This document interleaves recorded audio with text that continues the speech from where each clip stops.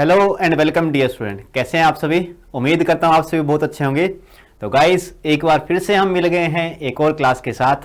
तो चलिए ज़्यादा टाइम वेस्ट हम नहीं करते हैं, क्लास को स्टार्ट करते हैं। ये क्लास जो आपकी है वो एसएससी एमटीएस और सीएचएसएल के लिए है, ठीक है। तो बिल्कुल आपको अच्छे से पढ़ना है, अच्छे से प्रिपरेशन आपको करनी है। जितना अच्छे से आप पढ़ सकते हैं, जितना नॉलेज आप गेन कर सकते हैं, उतना नॉलेज आपको क्या करना है, गेन करना है, ताकि पेपर के अंदर आपको कोई समस्या ना आए, ठीक है। एक खुशखबरी आपके लिए है, राइस स्मार्ट हिंदी ऐप आपका लॉन्च हो गया है गाइस। तो इस ऐप के ऊपर भी आप हमारे साथ जुड़ सकते हैं कंप्लीट एसएससी सॉल्यूशन के साथ। कंप्लीट एसएससी सॉल्यूशन के साथ आप हमारे साथ जुड़ सकते हैं। तो देखिए कोर्स के अंदर आपका क्या रहने वाला है, कंप्लीट एसएससी कोर्स आपको यहां पर मिलेगा, कंप्लीट एसएससी सॉल्यूशन आपको मिलेगा। अब इस कोर्स के अंदर जो है वो आपकी 3 घंटे की डेली लाइव क्लास होगी। इसके अलावा आपको स्टडी मटेरियल प्रोवाइड करवाया जाएगा, डेली क्लास टेस्ट भी आपका होगा, वीकली असाइनमेंट भी आपके होंगे, साथ में मंथली एग्जाम बेस्ड टेस्ट भी आपका होगा, सेमेस्टर टेस्ट भी यहां पर होगा। आप देख पा रहे हैं कितने यहां पर टेस्ट हम लेने वाले हैं। इतना टेस्ट लेने का पर्पज हमारा क्या है, हमारा मोटिव क्या है? तो मोटिव हमारा यही है कि आप जो मेन पेपर दो उससे पहले पहले आप बहुत सारे एग्जाम से निकल चुके हों, ठीक है, ताकि आपको पेपर का आइडिया हो कि इस तरह का एग्जाम हमारा आता है, ठीक है। आप आराम से एग्जाम को क्रैक कर पाओ, इसलिए हम ये टेस्ट जो है रख रहे हैं, ठीक है। इसके अलावा आपको क्या मिलेगा, आपको डाउट क्लियरिंग सेशन भी आपको यहां पर मिलेगा, जेनरिक टॉपिक्स भी आपको यहां पर मिलेंगे। जेनरिक टॉपिक्स बोले तो अगर आपका कोई टॉपिक अच्छे से समझ नहीं आ रहा है आपको, तो वो टॉपिक आपको सेपरेटली अलग ढंग से, ठीक है, अलग वे से आपको समझाया जाएगा। यानी कि आपका रहेगा कुछ नहीं। इस कोर्स के बाद आप फुली प्रिपेयर्ड हो जाओगे अपने एग्जाम के लिए, ठीक है, और एग्जाम को आप आराम से क्रैक कर पाओगे। तो देरी किस बात की गाइस, जल्दी से जाइए प्ले स्टोर पे rice smart Hindi app download कीजिए, या फिर आपको यहां पर दिख रहा है स्कैनर, इसको भी आप स्कैन करके ऐप को डाउनलोड कर सकते हैं, ठीक है। तो चलिए गाइस हम स्टार्ट करते हैं अपनी क्लास को। मेरे बारे में जैसा कि आप जानते हैं, मेरा नाम है घनश्याम पारिक, आपका फिजिक्स मेंटोर। और गाइस मैंने बहुत सारे स्टूडेंट को टीच किया है, जिसमें से बहुत सारे जो स्टूडेंट हैं वो ऑलरेडी गवर्नमेंट जॉब के अंदर है, ठीक है। और आप भी अगर गवर्नमेंट जॉब अपना लेना चाहते हैं तो जुड़े रहिए मेरे साथ इस क्लास के साथ, ठीक है, और हमारी ऐप के साथ, ठीक है। चलिए आज की क्लास का जो पहला क्वेश्चन आपके सामने आ रहा है, विच इज डायमेंशनलेस, इनमें से कौन सा है जो डायमेंशनलेस होगा, ठीक है। आपके पास टाइम है 10 सेकंड का, जल्दी से क्या करेंगे, क्वेश्चन का आंसर देंगे, ठीक है। Force divide by acceleration, velocity divide by acceleration, volume divide by area, energy divide by work, ठीक है। कौन सा इनमें से जो है वो डायमेंशनलेस होगा, ठीक। तो एक एक करके देख लेते हैं, वन बाय वन हम सारे देख लेते हैं। फोर्स डिवाइड बाय एक्सेलरेशन, ठीक है। देखिए फोर्स डिवाइड बाय एक्सेलरेशन जब हम करते हैं, फोर्स डिवाइड बाय एक्सेलरेशन करते हैं, देखिए फोर्स एफ डिवाइड बाय ए हम करते हैं, ठीक है। तो ये हमारा क्या रहेगा, देखिए अगर फोर्स की बात करें तो फोर्स का फॉर्मूला होता है एम इंटू में ए डिवाइड बाय ए। अगर करेंगे हम तो ए से ए कट जाएगा, यानी कि क्या बचेगा, एम बचेगा, यानी कि ये तो डायमेंशनलेस नहीं है, ठीक है। ये फर्स्ट ऑप्शन जो है आपका डायमेंशनलेस नहीं है, ठीक है। दूसरे ऑप्शन की अगर बात करें वेलोसिटी डिवाइड बाय एक्सेलरेशन, तो वेलोसिटी होती है मीटर पर सेकंड, ठीक है, और एक्सेलरेशन क्या होता है, मीटर पर सेकंड स्क्वायर होता है, ठीक है, मीटर पर सेकंड स्क्वायर होता है। तो यहां पर ये मीटर पर सेकंड है, देखिए ये मीटर पर सेकंड है, divide by metre per second square है, ठीक है। तो मीटर पर सेकंड स्क्वायर से metre per second square cut जाए, मीटर पर सेकंड कट जाएगा, लेकिन 1 सेकंड आपका फिर से बच जाएगा, ठीक है। लेकिन ये भी डायमेंशनलेस नहीं है। Volume divide by area, volume divide by area की बात करें तो वॉल्यूम होता है मीटर क्यूब और एरिया होता है डिवाइड बाय मीटर स्क्वायर। तो यहां पर ये मीटर स्क्वायर है, ऊपर मीटर क्यूब है, तो 1 मीटर आपका फिर से बच जाएगा। तो ये भी डायमेंशनलेस नहीं है, यानी कि ये तीनों ऑप्शन तो आपके नहीं हो सकते। तो ऑप्शन आपका कौन सा ठीक है, ऑप्शन आपका डी जो है वो क्या बनेगा, राइट आंसर बनेगा। एनर्जी अगर बोले तो एनर्जी भी हम जूल के अंदर लिखते हैं, और वर्कडन को भी हम जूल के अंदर लिखते हैं। जूल से जूल कट जाएगा आपका, यानी कि यहां पर कोई यूनिट नहीं आएगी, नो यूनिट, ठीक है, यहां पर कोई यूनिट आपकी नहीं आएगी। और अगर कोई यूनिट नहीं आएगी तो डायमेंशन कहां से बनाओगे, ठीक है, तो डायमेंशन नहीं बनेगा इसका, ठीक है। तो नो यूनिट अगर है तो नो डायमेंशन है, ठीक है, यूनिट नहीं तो डायमेंशन भी नहीं। कई बार ऐसा हो सकता है कि डायमेंशन ना हो यूनिट हो, ठीक है। लेकिन ऐसा नहीं हो सकता कि यूनिट नहीं है डायमेंशन है, ठीक है, यूनिट नहीं है डायमेंशन है, ऐसा नहीं हो सकता, ठीक है। यूनिट है और डायमेंशन नहीं है, ऐसा हो सकता है, ठीक है। जैसे एंगुलर डिस्प्लेसमेंट का खेल होता है, एंगुलर डिस्प्लेसमेंट की यूनिट होती है रेडियन, लेकिन उसका डायमेंशन नहीं होता कुछ भी, ठीक है, डायमेंशन लेस क्वांटिटी होती है वो, लेकिन यूनिट फिर भी है। लेकिन ऐसा होना तो पॉसिबल नहीं है कि यूनिट है, सॉरी यूनिट नहीं है और डायमेंशन हो जाए, ऐसा पॉसिबल नहीं है। तो यहां पर एनर्जी डिवाइड बाय वर्क जो है इसकी कोई यूनिट नहीं है, और यूनिट नहीं है तो ये जो आपकी क्वांटिटी डी जो ऑप्शन है आपका वो क्या है, डायमेंशन लेस है। क्या है, डायमेंशन लेस है, ठीक है। तो इस क्वेश्चन के अंदर फिलहाल इतना ही, अच्छे से समझेंगे क्वेश्चन को, स्क्रीनशॉट अगर लेना है स्क्रीनशॉट लीजिए, हम आगे बढ़ते हैं। नेक्स्ट क्वेश्चन आपके सामने आया था, dimensional formula of current density is, current density का डायमेंशनल फॉर्मूला क्या है, ठीक है। टेक योर टाइम, आपका टाइम स्टार्ट होता है अब। जल्दी से बताएंगे कि जो आपका विद्युत धारा घनत्व है उसका विमीय सूत्र क्या है। टाइम आपका अप हो चुका है, जल्दी से क्वेश्चन का आंसर सारे बच्चे कमेंट कर देंगे। देखिए विद्युत धारा घनत्व या जो करंट डेंसिटी होता है, या करंट डेंसिटी है क्या चीज। पहली बात तो आपको ध्यान रखना है कि करंट डेंसिटी जो होती है आपकी,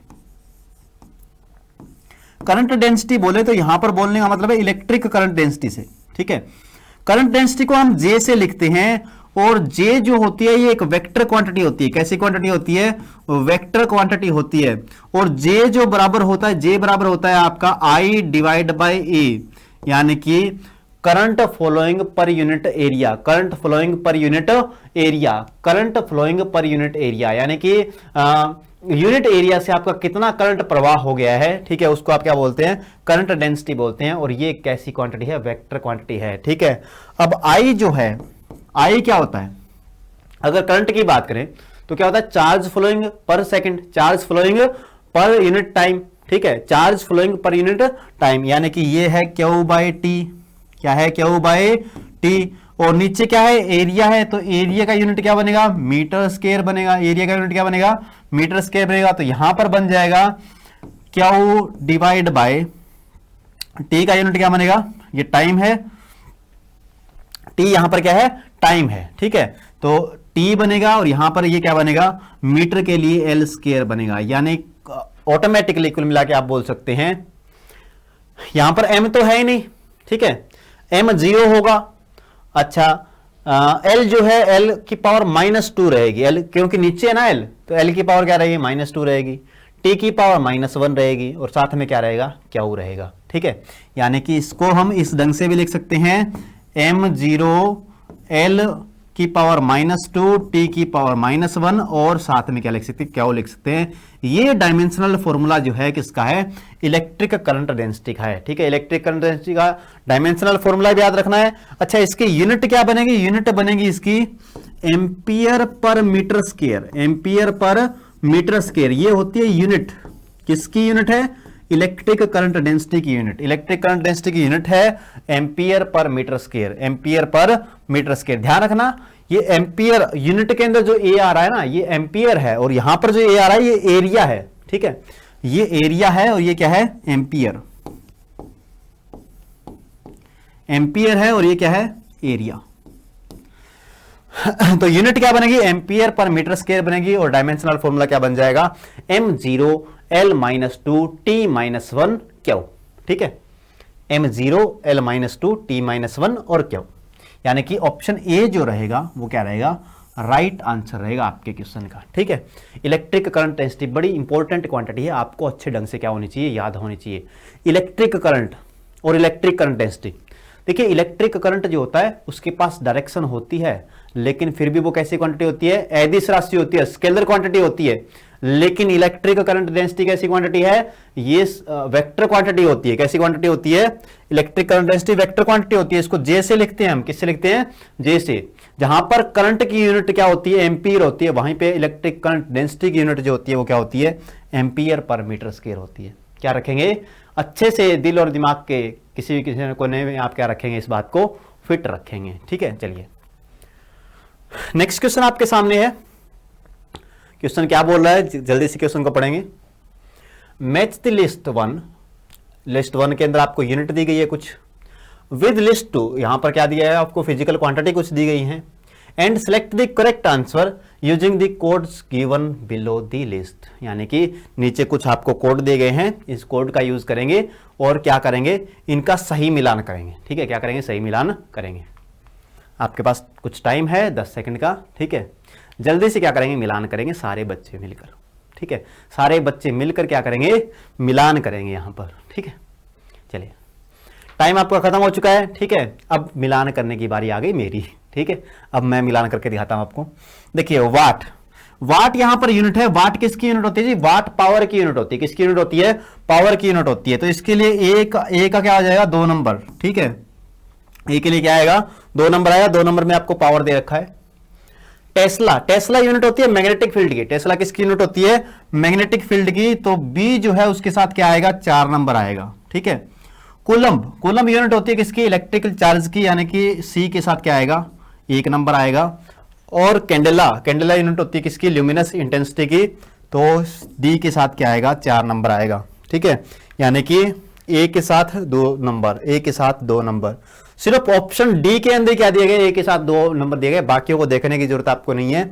ए के साथ कौन आएगा, दूसरा आएगा, यानी कि डी आपके क्वेश्चन क्या बनेगा, राइट आंसर बनेगा। ठीक है, इसके अलावा पावर की यूनिट क्या होती है, वाट, मैग्नेटिक फील्ड की यूनिट होती है टेस्ला, इलेक्ट्रिकल चार्ज की यूनिट होती है कूलम्ब, और ल्यूमिनस इंटेंसिटी क्या होती है, कैंडेला होती है। आपको सारी यूनिट क्या रखनी है, याद रखनी है। ठीक है, इस तरह के क्वेश्चन, बहुत सारे क्वेश्चन जो है एग्जाम के अंदर देखे गए हैं। ठीक है, क्या रखेंगे, याद रखेंगे इनको। चलिए नेक्स्ट हम बात करते हैं नेक्स्ट क्वेश्चन की। The acceleration of car that speeds up from 12 metre per second to 30 metre per second in 15 minute. ठीक है, 15 सेकंड के अंदर, 15 सेकंड के अंदर। ठीक है, 15 सेकंड यहां पर दिया गया है।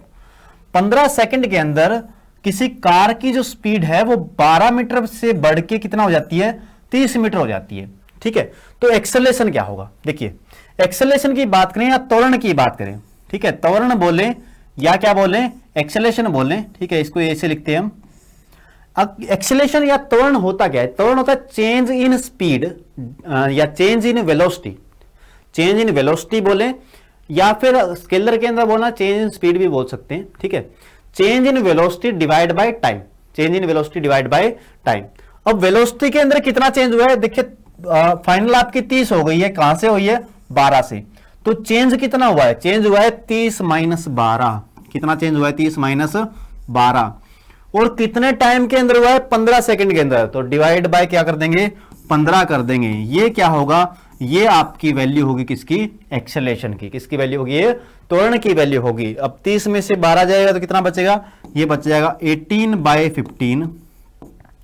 18/15 को अगर करें 3 से करें अगर, तो 3 5 15 और 3 6 18। ये आ गया आपका 6/5। ठीक है, और 6/5 को हम लिख सकते हैं 5 1 5। ठीक है, और 1 बच गया 0, 5 दूनी 10। 1.2 metre per second square, 1.2 metre per second square. ठीक है, ध्यान से फिर से देख लीजिए। एक्सेलरेशन क्या होता है, एक्सेलरेशन होता है change in velocity divide by time. यानी कि वेग में बदलाव बटे में समय। वेग में बदलाव की दर बन जाएगा ये, और वेग में बदलाव की दर को क्या बोलते हो आप, त्वरण बोलते हैं। वेग में बदलाव की दर को क्या बोलते हैं, त्वरण बोलते हैं। ठीक है, तो याद रखेंगे 30 माइनस 12, फाइनल कितनी हो गई, 30 हो गई। इनिशियल कितनी थी, 12। तो 30 में से 12 गया, बचा 18 हमारे पास। डिवाइड बाय क्या कर दिया, 15 कर दिया। तो ये क्या बनेगा, एक्सेलरेशन बनेगा। ए की वैल्यू क्या आएगी आपकी, ए की वैल्यू यहां से इसको सोल्व करके क्या आ जाएगी, 1.2 मीटर पर सेकंड स्क्वायर। ठीक है, 1.2 मीटर पर सेकंड स्क्वायर। ठीक है, बी ऑप्शन आपका क्या बनेगा, राइट आंसर बनेगा। बी ऑप्शन क्या बनेगा आपका, राइट आंसर बनेगा। चलिए नेक्स्ट क्वेश्चन की तरफ बढ़ते हैं। त्वरण का ऋणात्मक मान दर्शाता है, त्वरण का ऋणात्मक मान अगर एक्सेलरेशन की वैल्यू क्या है, नेगेटिव है। आपका टाइम स्टार्ट हो चुका है। 6 5 4 3 2 1 0। टाइम्स आपका अप हो चुका है, टाइम आपका क्या हो गया, अप हो गया है। ठीक है, अभी क्वेश्चन का आंसर कैसे देना, देखो वेलोसिटी अगर त्वरण आपका ऋणात्मक है, ठीक है, देखिए 2-3 तरह का आपका त्वरण हो सकता है। ठीक, तीनों केस में आपको बता देता हूं। अगर आपका त्वरण ए ए से लिखते हैं हम त्वरण को। अगर त्वरण आपका पॉजिटिव है, त्वरण आपका क्या है, पॉजिटिव है, इसका मतलब क्या है, त्वरण अगर पॉजिटिव है आपका तो इसका मतलब क्या है, इसका मतलब वेलोसिटी आपकी बढ़ रही है। ठीक है, वेलोसिटी क्या हो रही है, बढ़ रही है, यानी कि यहां पर v क्या कर रही है, v क्या कर रही है यहां पर इंक्रीज, v क्या कर रही है यहां पर इंक्रीज कर रही है। अगर a की वैल्यू क्या है, 0 है, इसका मतलब v यहां पर क्या बनेगा, कांस्टेंट बनेगा, v क्या बनेगा, कांस्टेंट बनेगा। अच्छा, हो सकता है कि v 0 हो, अगर a 0 है तो v 0 भी हो सकता है, लेकिन पक्का कंफर्म नहीं है कि 0 होगा, पक्का कंफर्म नहीं है कि 0 होगा, हो सकता है 0 हो जाए। ठीक है, कंफर्म 0 आप नहीं कह सकते। a 0 का मतलब v कांस्टेंट है, वो 0, 5, 10, 15, 20, 50 कुछ भी हो सकता है, लेकिन a अगर 0 है तो v कांस्टेंट रहेगा, यानी कि अगर 0 है तो 0 रहेगी, 5 है तो 5 रहेगी, 10 है तो 10 रहेगी, यानी कि वेलोसिटी के अंदर चेंज नहीं आएगा। अगर a 0 है तो वेलोसिटी के अंदर चेंज नहीं आएगा। त्वरण 0 का मतलब वेलोसिटी के अंदर चेंज नहीं आ रहा है। पहले अगर 0 थी तो 0 रहेगी, लेकिन अगर 0 नहीं थी तो 0 नहीं रहेगी। ठीक है, v कांस्टेंट रहेगी, v क्या रहेगी, कांस्टेंट। a 0 का मतलब v 0 है, ये हो भी सकता है और नहीं भी हो सकता। ठीक है, a अगर आपका नेगेटिव है, इसका मतलब वेलोसिटी क्या कर रही है, वेलोसिटी या वेग डिक्रीज कर रहा है, क्या कर रहा है, डिक्रीज कर रहा है। ठीक है, अगर आपका a पॉजिटिव है तो इसका मतलब वेग जो है वो आपका बढ़ रहा है। ठीक है, अगर a आपका 0 है इसका मतलब क्या है, वेग आपका स्थिर है, वेग क्या है, स्थिर है। अगर 0 है तो 0 हो सकता है, अगर 0 नहीं है तो कुछ भी हो सकता है। ठीक है, लेकिन स्थिर रहेगा। ठीक है, और अगर a आपका नेगेटिव है तो वेलोसिटी या वेग आपका क्या करेगा, डिक्रीज करेगा, यानी कि घटेगा।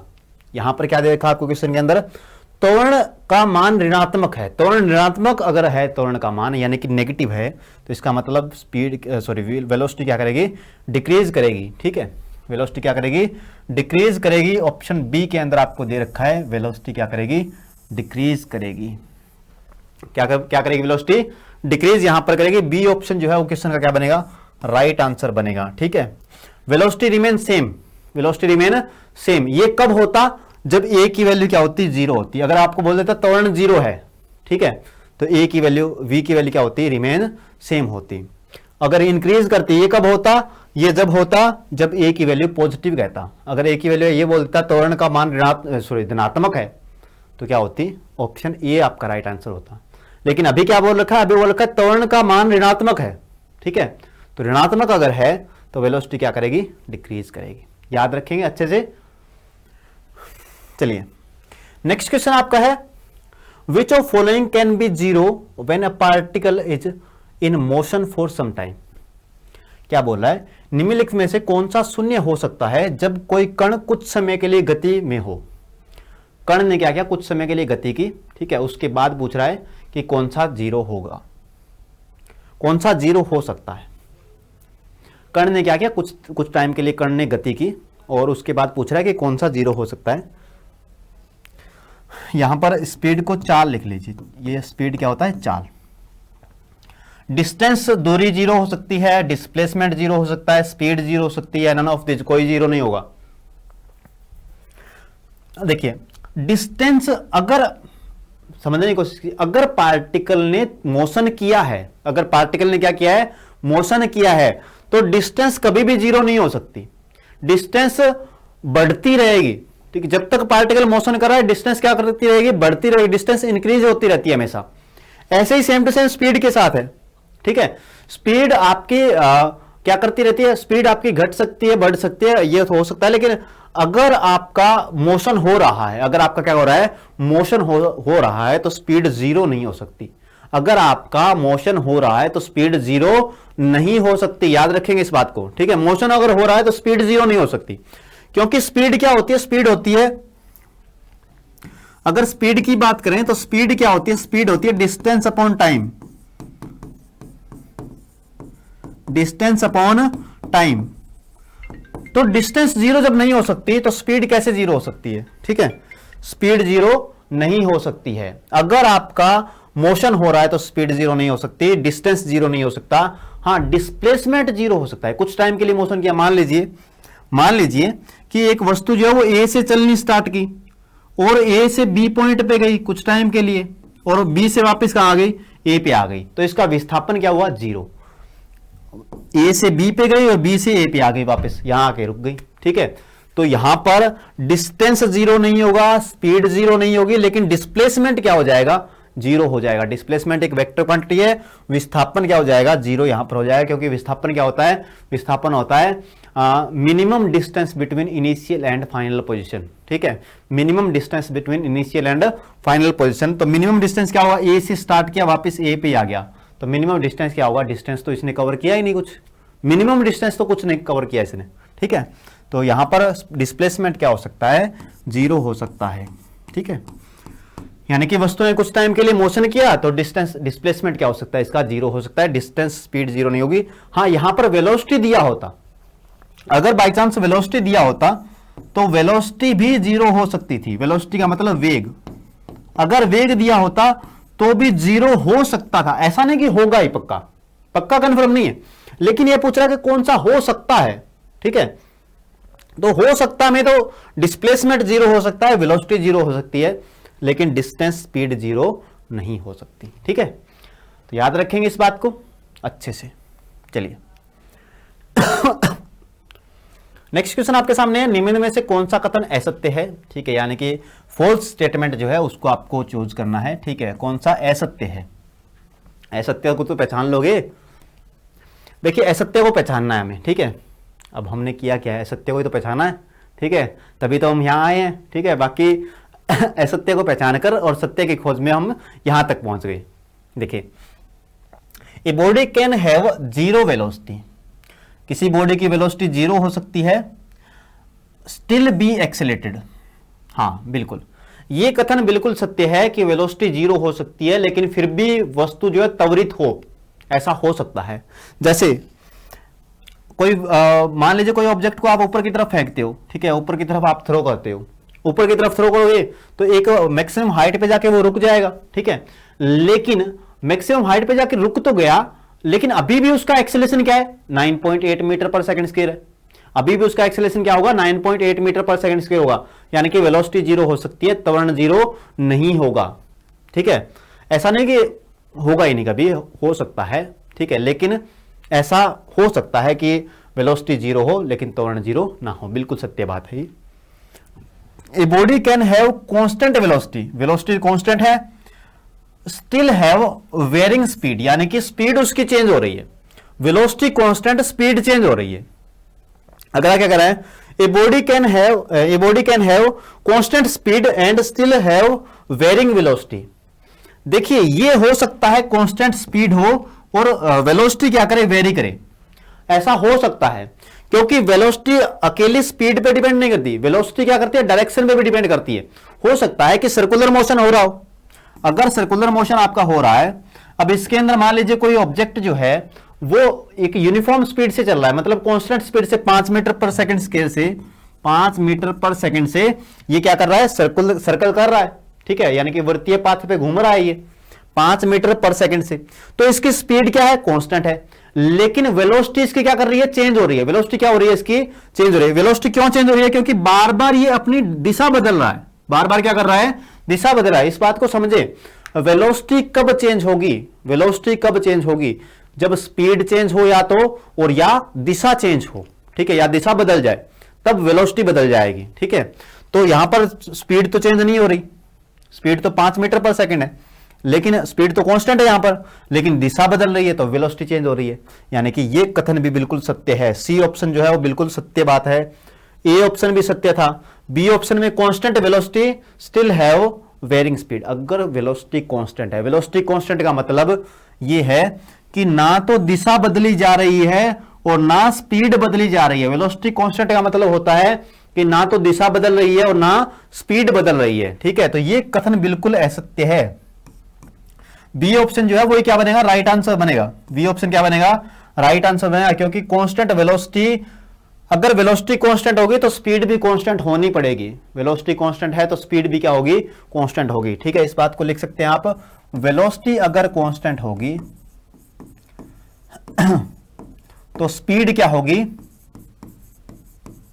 स्पीड भी कांस्टेंट होगी। वेलोसिटी कांस्टेंट तो स्पीड भी क्या होगी, कांस्टेंट होगी। ठीक है, फोर्थ ऑप्शन को देख लेते हैं। वैसे आंसर तो हमें मिल गया है, आंसर क्या बनेगा, बी बनेगा। फोर्थ ऑप्शन क्या कहता है, the direction of velocity of a body can change when it's acceleration is constant. हाँ बिल्कुल सत्य बात है, एक्सेलेरेशन कांस्टेंट हो सकता है, डायरेक्शन ऑफ वेलोसिटी चेंज हो सकती है। ठीक है, डायरेक्शन ऑफ वेलोसिटी क्या हो सकती है, चेंज हो सकती है। Direction of velocity of body can change when it's acceleration is constant. ठीक है, एक्सेलेरेशन कांस्टेंट है, डायरेक्शन आपकी वेलोसिटी क्या हो सकती है, चेंज हो सकती है। ठीक है, एक्सेलेरेशन कांस्टेंट का मतलब कांस्टेंट एक्सेलेरेशन है। ठीक है, लेकिन यहां पर वेलोसिटी क्या हो सकती है, चेंज हो सकती है। ठीक है, तो ध्यान रखेंगे बी ऑप्शन जो है वो क्या बनेगा, राइट आंसर बनेगा, यानी कि कांस्टेंट वेलोसिटी है, still have varying speed, varying speed नहीं हो सकती। ठीक है, अगर स्पीड वेरी करेगी तो वेलोसिटी कांस्टेंट नहीं रहेगी, फिर स्पीड वेरी अगर करेगी तो कांस्टेंट वेलोसिटी कांस्टेंट नहीं रहने वाली। ठीक है, तो याद रखेंगे इस चीज को। चलिए नेक्स्ट क्वेश्चन आपसे बोला है, a person is standing in elevator in which situation he finds his weight less than actual wait, less than actual wait. क्या कह रहा है, एक व्यक्ति लिफ्ट में खड़ा है। ठीक है, किस स्थिति में अपने वजन किस स्थिति में अपना वजन वास्तविक वजन से कम पाता है, वास्तविक वजन से कम हो गया है। ठीक है, उसको वास्तविक वजन से रियल में कम नहीं होता है, रियल में वेट कम नहीं होता है, लेकिन हमें यह महसूस होता है कि जैसे हमारा वेट कम हो गया है। ठीक है, जब भी आप किसी लिफ्ट के अंदर होते हो, जब भी किसके अंदर होते हो, आप किसी लिफ्ट के अंदर होते हो, तो ऐसा प्रतीत होता है कि हमारा, ऐसा हमें महसूस होता है कि हमारा वेट या तो घट गया है या बढ़ गया है, या हमारा वेटलेस हो गया, जीरो हो गया है हमारा वेट। ठीक है, ऐसा हमें महसूस होता है। अब कौन सी कंडीशन है वो देखिए ध्यान से। लिफ्ट की अगर बात करें तो अगर लिफ्ट तीन कंडीशन आएगी, देखिए पहली कंडीशन, दूसरी कंडीशन, तीसरी कंडीशन, ये कई बार मैं आपको समझा भी चुका हूं, आज एक बार फिर से मैं आपको समझा देता हूं कि क्या क्या कंडीशन रहेगी। देखिए पहली कंडीशन में क्या होगा, लेफ्ट अगर ऊपर जाएगी, लिफ्ट अगर क्या जाएगी, ऊपर जा रही है। ठीक है, अगर ऊपर जा रही है लिफ्ट तो हमें लगेगा वेट जो है हमारा, ठीक है, या वजन जो है हमारा, वो अगर ऊपर जाएगी तो हमें लगेगा बढ़ा हुआ। कैसा लगेगा, बढ़ा हुआ।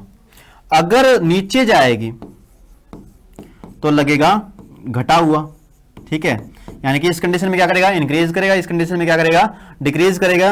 और अगर फ्री फॉल हो रहा है, अगर क्या हो रहा है, फ्री फॉल हो रहा है, तो हमें लगेगा जीरो। क्या लगेगा, जीरो। अगर लिफ्ट आपकी फ्री फॉल हो रही है, यानी कि लिफ्ट आपके बिना किसी रुकावट के सीधा नीचे गिर रही है, तो वहां पे वजन क्या हो जाएगा, जीरो। अगर एक्सेलेरेशन से नीचे आ रही है, देखिए यहां पर ऊपर आ रही है, नीचे आ रही है, इसमें क्या है, एक्सेलेरेशन होना चाहिए, त्वरण होना चाहिए। ठीक है, त्वरण होगा तभी ये होगा। अगर त्वरण जीरो हो गया अगर त्वरण क्या हो गया, जीरो हो गया, यानी कि एक्सेलेरेशन जीरो है, फिर ये वाली कंडीशन नहीं आएगी। अगर एक्सेलेरेशन आपका जीरो हो गया तो फिर क्या होगा, वेट जितना है उतना ही रहेगा। समझे इस बात को, एक्सेलेरेशन अगर जीरो हो गया तो वेट जितना है उतना ही रहेगा, लेकिन यहां पर एक्सेलेरेशन जीरो नहीं होगा, एक्सेलेरेशन कुछ ना कुछ एक्सेलेरेशन की वैल्यू रहेगी। यानी कि ये कंडीशन कब आएगी, जब a not equal to zero होगा, जब a क्या होगा, नॉट इक्वल टू जीरो होगा, तब ये कंडीशन आ रही है। ठीक है, ऊपर जाएगी तो बढ़ा हुआ, नीचे आएगी तो घटा हुआ, फ्री फॉल करेगी तो जीरो। यहां पर व्यक्ति क्या है, जो एलिवेटर पे खड़ा है वो कहां जा रहा है, उसको लगता है कि उसका वजन कम पाता है। ठीक है, कम पाता है, इसका मतलब क्या है, इसका मतलब नीचे आ रहा है। ठीक है, इसका मतलब एलिवेटर क्या आ रहा है, downward with constant acceleration, downward with constant acceleration. मैंने कहा ना, देखो यहां पर, देखो यहां आपको सी और डी ऑप्शन के अंदर क्या दिया गया है, यूनिफॉर्म वेलोसिटी दिया गया है। क्या दिया गया है, यूनिफॉर्म वेलोसिटी दिया गया है। यूनिफॉर्म वेलोसिटी का मतलब क्या है, ए जीरो है। यूनिफॉर्म वेलोसिटी का मतलब ये दोनों ऑप्शन बोल रहे हैं कि ए का वैल्यू जो है वो जीरो है, तो ए का वैल्यू अगर जीरो होगा तो ये केस आएंगे नहीं। यानी कि ऑप्शन जो है, आंसर आपका बनेगा या ए में और बी में एक आंसर बनेगा, ए और बी में एक आंसर बनेगा, लेकिन ए नहीं बनेगा, क्योंकि ए अगर होगा, ए कब होगा, जब उसको वजन बढ़ा हुआ लगता। ठीक है, लेकिन यहां पर उसको लग रहा है कि उसका वजन कम हो गया है, जैसे, ठीक है, कम हो गया, इसका मतलब क्या आ रहा है, नीचे की ओर आ रहा है। कम हो गया, इसका मतलब क्या आ रहा है, नीचे की ओर आ रहा है, डाउनवर्ड साइड आ रही है। ठीक है, एलिवेटर जो है वो moves downward with constant acceleration. ठीक है, तभी ऐसा हो पाएगा। डाउनवर्ड आएगा तो कम लगेगा, ऊपर जाएगा अगर अपवर्ड की बात करें तो ज़्यादा लगेगा आपको वजन, ठीक है। अच्छे से क्या रखेंगे, याद रखेंगे इस चीज़ को। चलिए नेक्स्ट क्वेश्चन आपके पास, a man pushes a wall and fails to displace he does. एक आदमी एक दीवार को धक्का देता है, ठीक है, पागल आदमी है, दीवार को धक्का दे रहा है, उसको लग रहा है कि दीवार को मतलब आगे डिस्प्लेस कर देगा, लेकिन ऐसा नहीं हुआ। लेकिन क्या कहता है कि एक आदमी जो है दीवार को धक्का दे रहा है, उसे विस्थापित करने में विफल रहता है, ठीक है। आपके पास टाइम है, आप क्वेश्चन का आंसर दीजिए, ठीक है। मान लीजिए एक व्यक्ति दीवार को धक्का दे रहा है, लेकिन वो दीवार को खिसका नहीं पाता आगे, तो उसने कितना कार्य किया, ठीक है। अब कैसा कार्य, कौन सा कार्य, अब कार्य तो उसने किया ही नहीं। अब कार्य उसने अपनी एनर्जी को वेस्ट कर लिया, अपनी एनर्जी को तो कम कर लिया, लेकिन कोई कार्य नहीं किया। क्यों कार्य नहीं किया? क्योंकि अगर आप किसी वस्तु पर फोर्स लगाते हैं और वस्तु के अंदर कोई डिस्प्लेसमेंट नहीं आता है, कोई विस्थापन उसके अंदर नहीं आता है, तो इसका मतलब कोई कार्य नहीं हुआ। यानी कि इस केस में क्या कह रहा है, इस केस में धक्का तो दे रहा है, फोर्स तो लग रहा है। W इज इक्वल टू, अगर कार्य की बात करें तो कार्य बराबर क्या होता है, कार्य बराबर होता है बल गुणा में विस्थापन। क्या होता है, बल गुणा में विस्थापन। और यहां पर क्वेश्चन के अकॉर्डिंग अगर चलें तो बल तो लग रहा है, बल तो उसने लगाया दीवार के ऊपर, लेकिन यहां पर विस्थापन क्या हो गया, गुणा में अगर जीरो करेंगे, गुणा में क्या करेंगे, बल चाहे कितना ही लगा लें हम, ठीक है, लेकिन अगर विस्थापन जीरो हो गया तो पूरा का पूरा क्या हो जाएगा, जीरो हो जाएगा, यानी कि उसने कोई कार्य नहीं किया है, ठीक है। Negative work positive but not maximum work, no work at all, ठीक है, यानी कि कोई कार्य यहां पर नहीं हुआ है, ठीक है। ऑप्शन सी जो है वो क्या बनेगा, राइट आंसर बनेगा, ठीक है। अब आप भी अगर दीवार को धक्का दे रहे हैं मान लीजिए, ठीक है, लेकिन दीवार डिस्प्लेस नहीं हो रही है, अगर डिस्प्लेस नहीं हो रही है इसका मतलब कोई कार्य नहीं हो रहा है। अगर डिस्प्लेस हो जाए बाई चांस, ठीक है, डिस्प्लेस हो जाएगा तो आपके साथ भी बुरा ही होगा ना, ठीक है। लेकिन अगर मान लीजिए डिस्प्लेस नहीं हुआ, अगर डिस्प्लेस नहीं हुआ इसका मतलब क्या है, कोई कार्य नहीं हुआ है, ठीक है। डिस्प्लेस हो जाती ना तो मान जाते, तो फिर मान लेते, क्योंकि फिजिक्स मानती फिर तो कि कार्य हुआ है, क्योंकि बल गुणा में विस्थापन, आपने बल लगाया और किसी चीज को क्या कर दिया, विस्थापित कर दिया, डिस्प्लेस कर दिया, तो फिर कार्य होगा। लेकिन अगर ऐसा नहीं हुआ, बल आपने लगाया लेकिन विस्थापन नहीं हुआ, तो कोई कार्य आपने नहीं किया, ठीक है।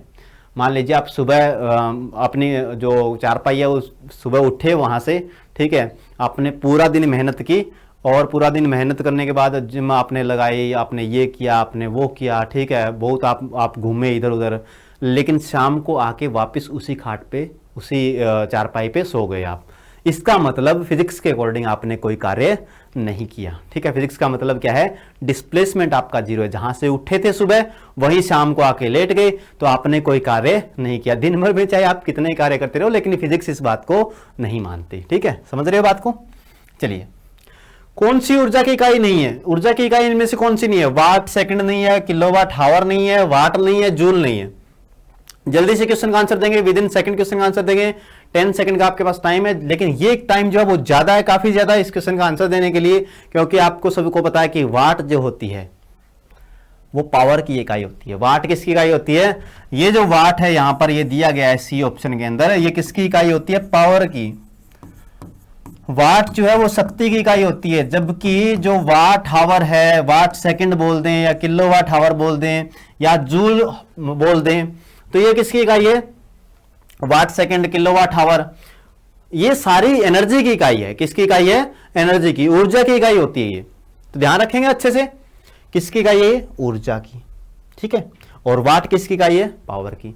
अब एक क्वेश्चन जो है यहां से बड़ा इंपॉर्टेंट, बड़ा ही अच्छा पूछा जाता है कि आपके घर में बिजली का बिल आता है, ठीक है, आपके घर में क्या आता है, बिजली का बिल आता है, और बिजली का बिल जो है वो यूनिट के अकॉर्डिंग आता है, ठीक है। आपको बोलता है कि आपने 200 यूनिट खर्च कर दिए, ठीक है। अब 200 यूनिट का, यूनिट के अकॉर्डिंग क्या होता है, चार्ज होता है, अलग अलग कंट्रीज के अंदर या अलग अलग जो आपके स्टेट हैं, अलग अलग चार्जेस हैं।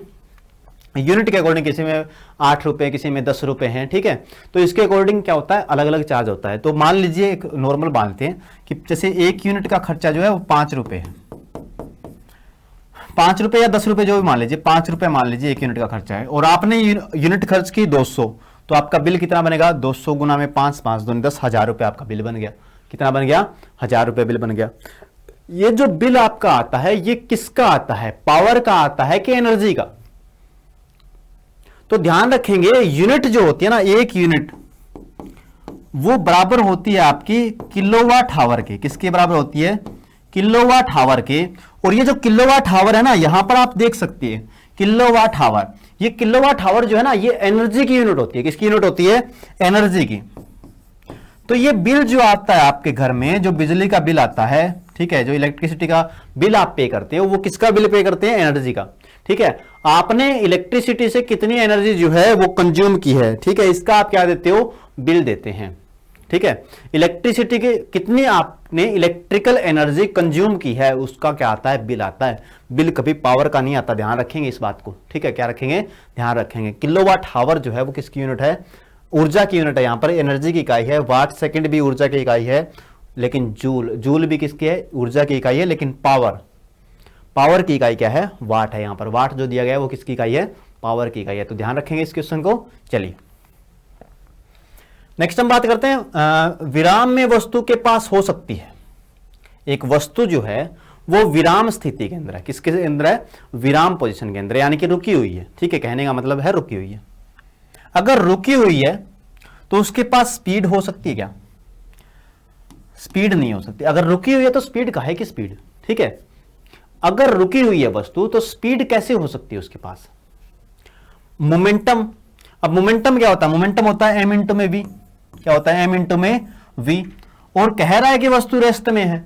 ठीक है, क्वेश्चन कह रहा है कि वस्तु रेस्ट में है, तो इसका मतलब v जीरो है।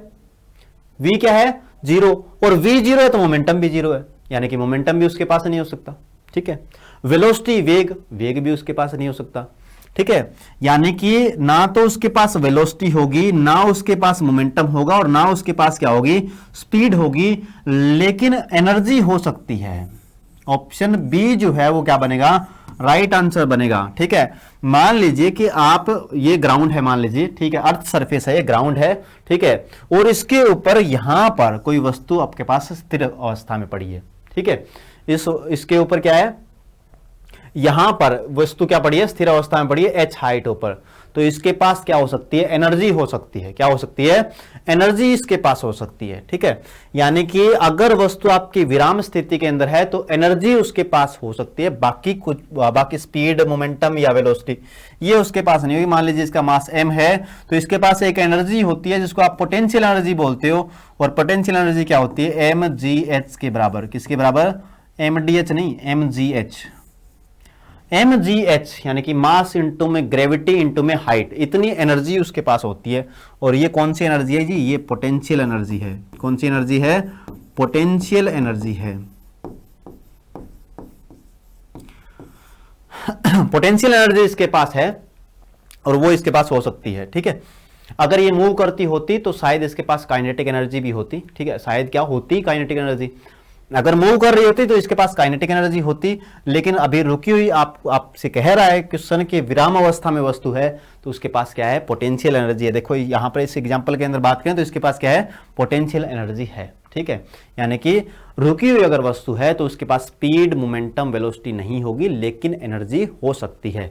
याद रखेंगे अच्छे से, माइंड के किसी न किसी कोने में क्या रखेंगे, इसको छिपा के रखेंगे। ये टाइम देने वाला क्वेश्चन था नहीं वैसे, ठीक है, फिर भी चलो बनता है।